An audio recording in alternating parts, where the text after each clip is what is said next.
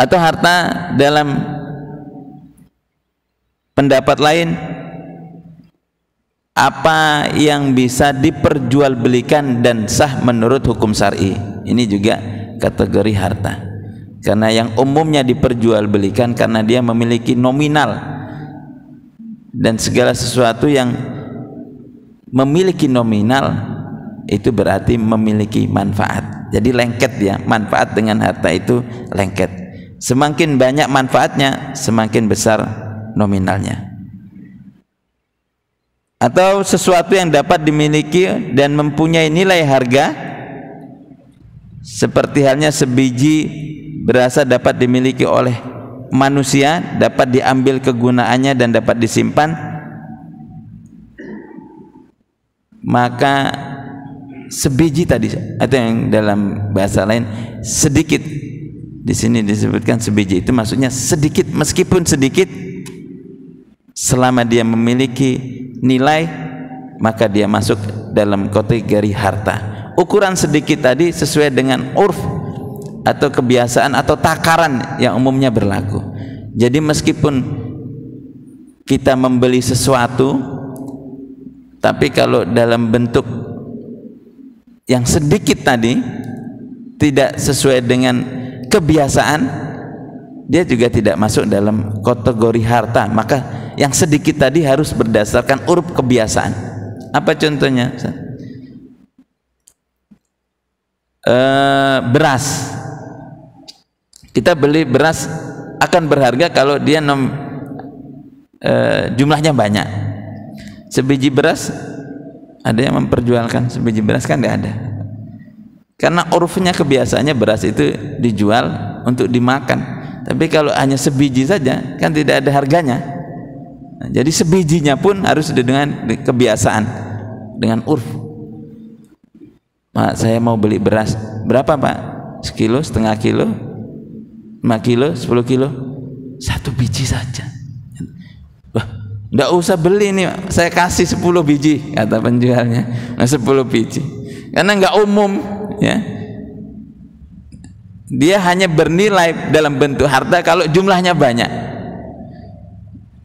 Enggak mungkin juga dia akan mengumpulkan banyak, satu hari 1 biji, besok beli 1 biji lagi. Orang minta setiap hari 1 biji pun dikasihkan, enggak usah beli.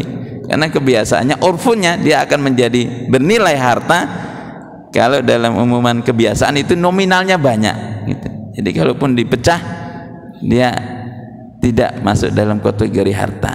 Tapi ada juga yang kebiasaan, urfunya meskipun kecil, nilainya tetap mahal. Emas gitu. Berapa Pak takarannya? Kalau dibandingkan 1 biji beras dengan 1 biji emas yang bentuknya sama, ya, meskipun ditakar dengan gram yang sama, yang satu tadi diberikan cuma-cuma maupun minta setiap hari pun tetap dikasih itu kalau beras. Tapi kalau emas dengan berat yang sama kan tidak bisa gitu. Jadi sesuai dengan urfun, kebiasaan. Apa masa seringan biji beras saja saya harus beli, ini emas ya, bukan biji beras gitu. Jadi urfun itu menentukan kategori nilai atau nominal sesuatu harta itu bisa bernilai atau tidak bernilai. Jadi ini kalau ulama sudah membahas detail-detail begini, kita bisa mengetahui bahwa harta itu juga bernilainya sesuai dengan kebiasaan yang berlaku umum di tengah-tengah masyarakat. Ulama lain menyebutkan bahwa harta itu sesuatu yang berwujud, sesuatu yang tidak berwujud meskipun dapat diambil manfaatnya tidak termasuk harta. Ini yang tadi disebutkan oleh Hanafiyah, kelompoknya Hanafiyah. Tetapi dia bisa dimiliki, bisa dimiliki tapi tidak masuk dalam kategori harta, ya. Misalnya dia hanya dapat manfaatnya saja, karena manfaatnya tidak ada wujudnya, maka dia tidak dalam kategori harta. Ini yang golongan Hanafiyah tadi. Atau sesuatu yang dapat disimpan dalam waktu yang lama atau sebentar dan dapat diambil manfaatnya ketika dibutuhkan. Ini mukhtasornya. Jadi dari beberapa pendapat ulama yang banyak definisinya tadi, harta itu dapat disimpulkan sesuatu yang disimpan dalam waktu yang lama atau sebentar dan dapat diambil manfaatnya ketika dibutuhkan. Ini kategori harta secara umum yang bisa kita ketahui dari definisi harta menurut berbagai mazhab ulama. Menurut Hasbi As-Siddiqi mendefinisikan harta dengan berbagai definisi yang memiliki dampak logis dengan rumusan yang disebutnya 3. Pertama apa? Masuk dalam kategori harta bahwa harta sekalipun berwujud, dia tidak milik sepenuhnya bagi seseorang yang memilikinya. Karena pada konsepnya, jadi kalau kita memiliki harta yang memiliki nilai manfaat nominal tadi, tidak sepenuhnya milik bagi dirinya, karena pada konsep syariah ada titipan orang lain yang dimasukkan pada setiap harta yang kita miliki. Nanti kita bahas di bawahnya dengan ayat-ayat Al-Quran. Yang kedua, sesuatu yang ini yang sering saya sampaikan pada pertemuan-pertemuan sebelumnya, sesuatu yang bermanfaat, bernilai, atau yang tadi memiliki banyak manfaat sehingga dia menimbulkan nominal yang tinggi, yang besar, tetapi, nah ini yang perlu diingat, tetapi dia diharamkan secara syariat, maka menurut Hasbi As-Siddiqi ini dia tidak masuk dalam kategori harta menurut pandangan Islam. Saya punya 1000 ekor babi, Pak, nominalnya mahal, tinggi, kata As-Siddiqi, itu bukan harta. Kenapa? Karena tidak bisa ditransaksikan dalam akad-akad yang meskinya diperbolehkan dalam syariat. Saya punya barang curian, saya nyuri mobil, ada 5 di gudang, kata sedikit, dia tidak masuk dalam kategori harta meskipun universal manfaatnya umum. Mobil kan halal, Pak, tapi hasilnya hasil curian, ini nggak masuk dalam kategori harta yang dimaksud dalam pandangan Islam, karena perolehannya dari sesuatu yang haram. Korup 1 miliar 500 miliar berwujud, ya manfaatnya sama, nggak ada bedanya, tapi karena diperoleh dari sesuatu yang haram, dia tidak masuk dalam kategori harta.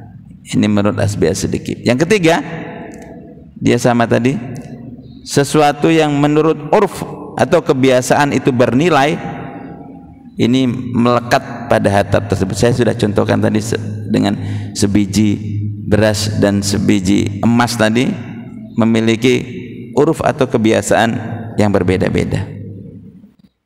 Ini perbedaan-perbedaan terkait harta dalam pandangan berbagai ulama yang sangat detail dijelaskan bagaimana harta itu tidak hanya nominal atau manfaatnya saja, termasuk kebiasaannya, dan yang terakhir tadi harus sesuai dengan syariat, itu yang masuk dalam kategori harta dalam pandangan Islam. Jadi kalau sesuatu itu didapatkan dari hal-hal yang tidak sesuai dengan syariat, ini tidak masuk dalam kategori yang dimaksud harta al-milkiyah, kepemilikannya dalam pandangan Islam.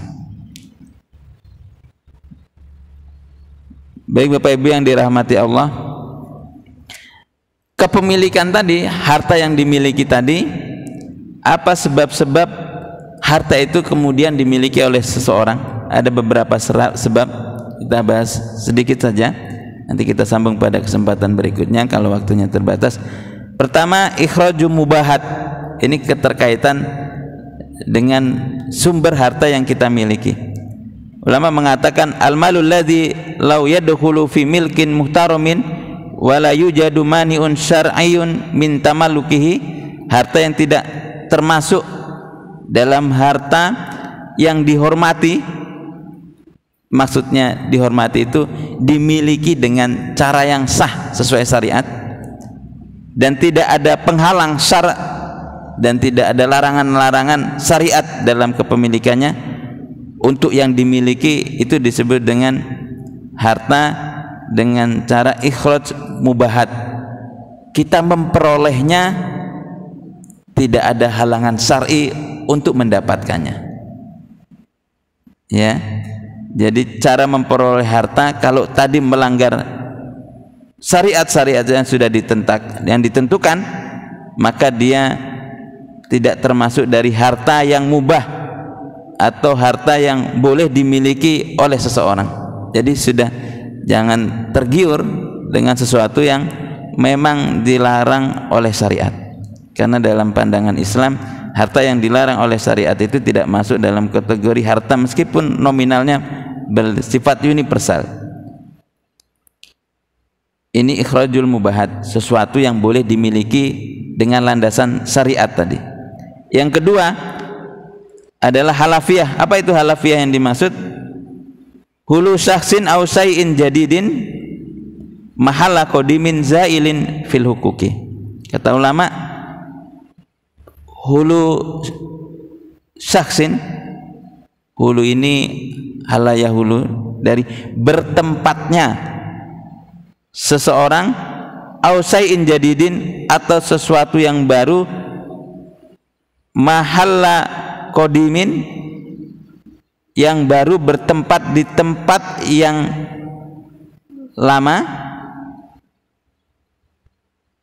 zailin fil hukuki yang telah hilang berbagai macam haknya. Jadi berpindahnya sesuatu dari tempat yang lama ke tempat yang baru karena proses perpindahan yang diperbolehkan oleh syariat tadi, maka hilangnya sesuatu tadi dari tempat yang lama ke tempat yang baru tadi, kalau dia memenuhi hak-hak dalam kepemilikan, maka itu disebut harta. Maka saya sebutkan tadi, kalau pindahnya prosesnya tadi tidak diperbolehkan atau melanggar syariat, maka meskipun berpindah tangan ke tempat kita, itu tidak masuk dalam kategori harta dalam pandangan Islam. Tapi nilainya tidak berubah, tapi dia tidak masuk dalam kategori harta, hanya akan menjadi kategori beban, karena pertanggungjawaban seorang muslim itu bukan hanya di dunia tapi di akhirat. Kata Rasulullah, man ghasaba qaida sibrin min ardin, yang mencuri sejengkal tanah, tawaqahu sab'i ardina yaumal qiyamah, nanti di hari kiamat hukumannya apa? Yang dicuri sejengkal tanah, hukumannya di hari kiamat tawaqahu sab'i ardina, akan digantungkan sab'i ardinya, 7 bumi pada hari kiamat. Kita mikul 50 kilo belum tentu berat, belum tentu kuat leher kita. Di hari kiamat kata Allah akan digantungkan 7 bumi bagi yang mencuri sejengkal tanah tadi. Itu kalau dia memperoleh sejengkal tanah tadi dengan cara yang tidak syariat. Maka berpindahnya dari kepemilikan yang lama ke kepemilikan yang baru, dari tempat yang lama ke tempat yang baru, dari tempat yang sebelumnya ke tempat yang berbeda, maka itu disebut dengan harta selama perpindahan tadi dia berdasarkan dengan hukum-hukum syariat. Atau tawalud min mamluk. Apa yang disebut dengan tawalud min mamluk ini? Segala sesuatu yang terjadi dari benda yang telah dimiliki kemudian menjadi hak bagi yang memiliki benda tersebut. Ini juga masuk dalam kategori harta. Apa contoh sederhananya? Kita nanam pohon, pohonnya berbuah, maka buah tadi ngikut kepada siapa yang menanamnya. Ya, kita memelihara kebunnya menghasilkan, maka hasil kebun tadi milik yang menanam kebunnya. Begitu. Jadi kalau kita ada transaksi jual beli tanah yang di atasnya ada pohon kelapa, itu harus jelas akadnya. Jangan sampai komplain di belakang, loh ini tanah sudah saya beli, kok buah kelapanya tetap diambil? Loh kan saya jual tanahnya, katanya.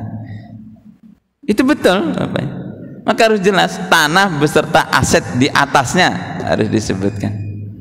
Gitu. Kenapa? Karena yang nanam dulu dia pohon kelapanya, buahnya berarti masih milik dia. Tapi harus jelas kalau tanah yang saya jual itu beserta dengan aset di atasnya, jelas. Maka orang, Pak saya jual tanah ya Pak. Oh sini saya beli, berapa tanahnya? Di mana lokasinya? Di ujung desa Joni itu. Lihat ke sana, wah luar biasa ini ada pohon sawitnya. Maka akadnya jangan jual tanah, jual kebun. Nah, nanti di hoax sama pemilik penjualnya, loh kan saya jual tanah saja, makanya saya jual murah, kebunnya nanti masih saya panen. Gitu. Nggak bisa, dia satu paket jualannya, harus jelas. Nanti komplain di belakang. Bisa seperti itu, bisa. Karena wakaf saja bisa Bapak Ibu, yang sudah terlepaskan sama. Wakaf dengan akad jual beli ini sama, bedanya kalau wakaf itu diberikan. Boleh orang yang berwakaf, Pak saya wakaf di situ ada tanah tapi ada 10 pohon kelapa, pohon kelapanya saya tidak wakafkan, yang saya wakafkan tanahnya. Gitu, jelas. Ya, itu kok wakaf kelapanya dibeli ambilin terus gitu. Nah, ya karena yang diwakafkan tanahnya saja, pohonnya tidak. Maka kalau dalam jual beli ini yang disebut akadnya harus jelas. Makanya orang survei kok, wah banyak ini pohon-pohonnya yang menghasilkan, kalau dijual 50 juta murah ini, meskinya umumnya 100 juta. Ternyata yang dijual tanahnya saja, pohon sawitnya nggak dijual. Marah nanti orang itu ya. Yang disebut dengan tadi yang disebut tawalut min mamluk ya, jadi segala sesuatu harus diperjelas ya kepemilikannya, karena segala sesuatu yang lahir dari yang aslinya dimiliki maka dia menjadi miliknya. Gitu. Yang keempat, salah satu penyebab kepemilikan harta adalah pekerjaan. Ya, al-amal. Jadi kalau kita bekerja, sesuatu yang kita ganti dari jam yang sudah kita keluarkan, maka upah dari setiap waktu yang kita berikan kepada orang lain atau yang kita gunakan untuk aktivitas itu masuk dalam kategori harta. Ini beberapa proses kepemilikan dalam harta tadi, jalur-jalur kepemilikan yang dapat kita peroleh sehingga segala sesuatu yang bermanfaat itu menjadi milik kita. Ada masih sambungannya, kita bahas dalam pertemuan selanjutnya. Semoga yang sedikit ini memberikan manfaat. Usikum wa nafsi bitaqullah. Assalamualaikum warahmatullahi wabarakatuh.